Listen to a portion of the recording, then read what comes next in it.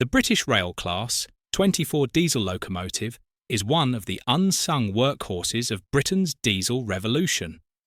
Built between 1958 and 1961, these locomotives were officially known as the Sulzer Type 2, and they formed a key part of British Railway's ambitious 1955 Modernisation Plan. A total of 151 Class 24s were constructed at Derby, Crewe and Darlington. They were designed as a medium-power mixed-traffic locomotive and proved so successful that they directly inspired the later and better-known Class 25. At the heart of the Class 24 was a rugged Sulzer six-cylinder diesel engine, an off-the-shelf design that was reliable, easy to maintain, and powerful enough for both passenger and freight duties.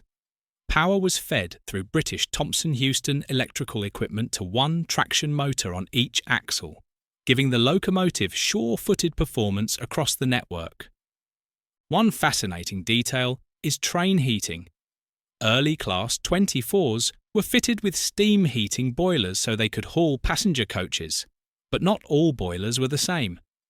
Different batches had different boiler types, which even affected the weight of the locomotives. Some later engines lost their boilers entirely, while 10 were built without any heating at all, making room for extra air compressors for heavy iron ore trains.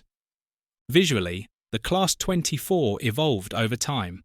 Early locomotives wore smart green liveries, later gaining yellow warning panels before some were repainted into classic rail blue. Certain batches were instantly recognisable, with roof-mounted head-code boxes and tablet catchers for working remote Scottish routes like the Far North Line and the Highland Main Line. Operationally, these locomotives went everywhere.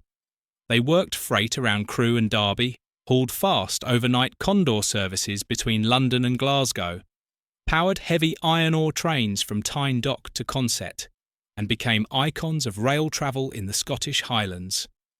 In North and Mid Wales, they were so common that some depots trained crews only on Class 24s and Class 25s. Despite their versatility, withdrawal came swiftly. Accidents claimed the first examples in the late 1960s, but the real end began in the mid-1970s as electrification and newer diesel classes took over. By 1978, only a handful remained in service, and railtours were run to mark their farewell. The very last survivor, number 24,081, became something of a celebrity. It outlived the rest of the class by more than a year, working its final revenue-earning train in January 1980 before finally being withdrawn in October that year. Today, the story of the British Rail Class 24 is one of quiet success. They weren't glamorous, they weren't fast, but they were dependable, adaptable, and absolutely vital during the transition from steam to diesel. If you've enjoyed this look at one of Britain's classic diesel locomotives, please like, share and subscribe for more railway history, forgotten machines, and stories from the golden age of British railways.